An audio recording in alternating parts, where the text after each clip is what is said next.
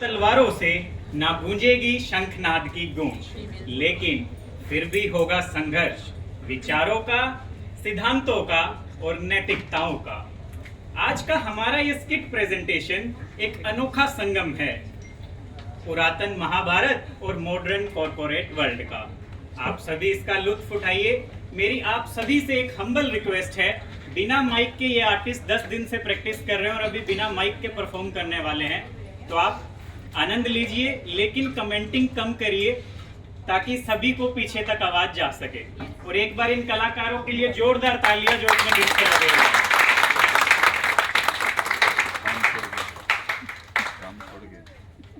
शुरू करने से पहले जानते हैं हम आज के अपने सभी परिचयों को। सबसे पहले युधिष्ठिर, महाभारत में धर्मराज और यहाँ एक कंपनी के सीईओ। नैतिकता के प्रतीक पर कभी कभी निर्णयहीन। वे सिखाते हैं कि नेतृत्व केवल पोजीशन नहीं बल्कि साहस भी मांगता है। भीम, हमारे एचआर हेड, बलशाली पर न्यायप्रिय। जहां कहीं अन्याय होता है तो वे चुप नहीं रहते। वे याद दिलाते हैं कि एचआर का काम न केवल पॉलिसी बनाना है बल्कि इंसाफ का पैरवा करना भी है। अर्जुन, हमारे कॉर्पोरेट नायक, एक कॉर्पोरेट मैनेजर। योग्यता और भावुकता का एक अनोखा संगम। पर जब अन्याय होता है तो वे मौन हो जाते हैं। गीता उन्हें याद दिलाती है, कर्म करो पर फल की चिंता मत करो। एक सच्चा लीडर वही है जो निर्णय के साथ साथ धर्म से चलता है। नकुल और सहदेव, प्लानर्स, बिजनेस डेवलपमेंट और R&D में माहिर। दोनों भाई इस नाटक में वो अनदेखी रीढ़ हैं जो रणनीति बनाते हैं लेकिन किसी क्रेडिट की अपेक्षा नहीं रखते। वे सिखाते हैं लीडरशिप शांति से भी चमक सकती है। अब आते हैं कॉर्पोरेट की कुछ उन सच्चाइयों पर जिनसे कोई भी कंपनी दो चार होती है। दुर्योधन, प्रतिभाशाली पर अहंकारी, हर सफलता को सत्ता में बदलना चाहता है। और उसके साथ है दुशासन, जो चमचागिरी और बदतमीजी का प्रतीक है। जब शक्ति विवेक के बिना हो तो संगठन में जहर तो भरता ही है। और फिर आता है शकुनी, एक भारी सलाहकार जिसकी बातों में चाल है और चालों में कंपनी का लॉस छुपा है। वह याद दिलाता है, हर सलाह लाभकारी नहीं होती, विवेक भी उतना ही आवश्यक है। और अब इस कहानी की आत्मा द्रौपदी। यहाँ वह एक लीगल मैनेजर हैं जो ऑफिस में अशोभनीय व्यवहार सहती हैं, लेकिन फिर अपनी चुप्पी को तोड़ती हैं। द्रौपदी हम सबके भीतर की आवाज है जो कहती है, मौन अब अधर्म के साथ समझौता है। और जब ये सभी चुप हो जाते हैं, शांत हो जाते हैं, जब अर्जुन जैसे श्रेष्ठ भी कर्तव्य विमूढ़ हो जाते हैं, तब प्रकट होते हैं भगवान श्री कृष्ण। वे कोई मैनेजर नहीं, कोई डायरेक्टर नहीं, वे हमारी अंतरात्मा, हमारी नैतिकता और धर्म की आवाज है।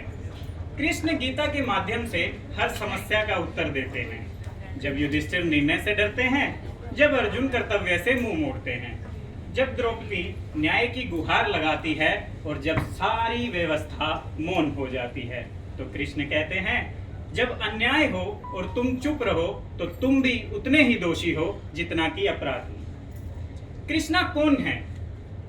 सृष्टि का सारा अंधकार यदि प्रकाश में समा जाए, सारी अज्ञानता यदि ज्ञान के समुद्र में विलीन हो जाए और सारी निराशा यदि आशा के समुद्र में डूब जाए, तो जिस परमेश्वर की ज्योतिर्मय आभा का निर्माण होगा उनका नाम है योगेश्वर भगवान श्री कृष्ण। और अब वह क्षण आ गया है जब हमारे बीच पधार रहे हैं वही योगेश्वर, जिनकी गीता की वाणी ने युगों को दिशा दी, जिनकी बांसुरी की धुन में सृष्टि की संगीत की गूंज है और जिनकी दृष्टि में संपूर्ण मानवता का कल्याण है। आइए उनका स्वागत करते हैं।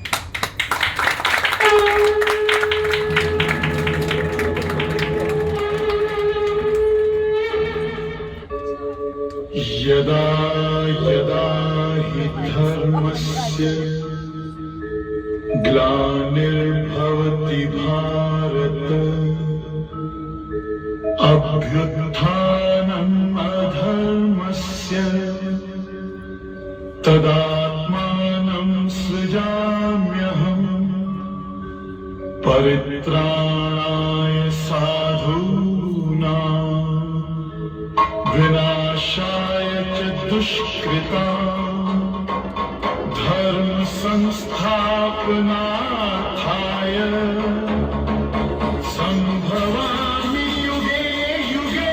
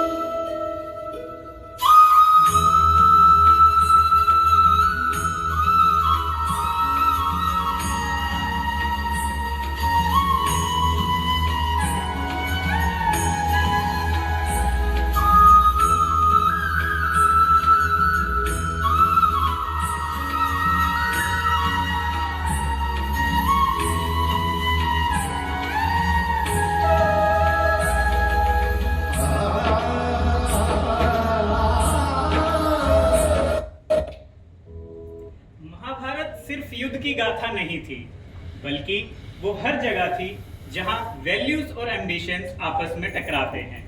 हर ऑफिस एक कुरुक्षेत्र है जहां केपीआई के लिए संघर्ष होता है और प्रमोशंस के लिए नींव हिलती है।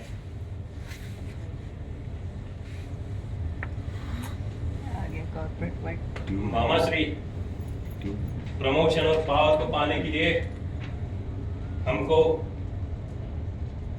कुछ तो नियम तोड़ने ही पड़ेंगे।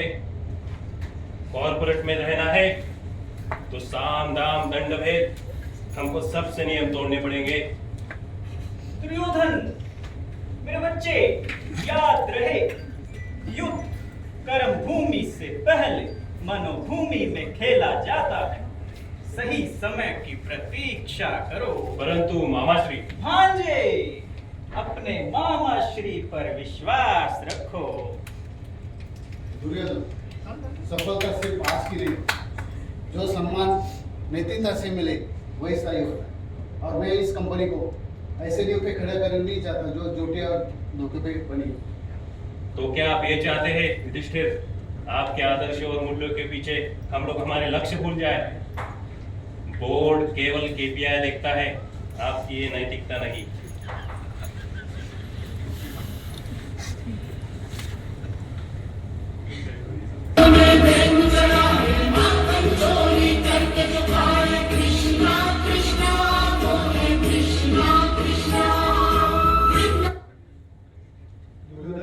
सफलता तब तक टिकती है जब तक वो धर्म के आधार पर होती है।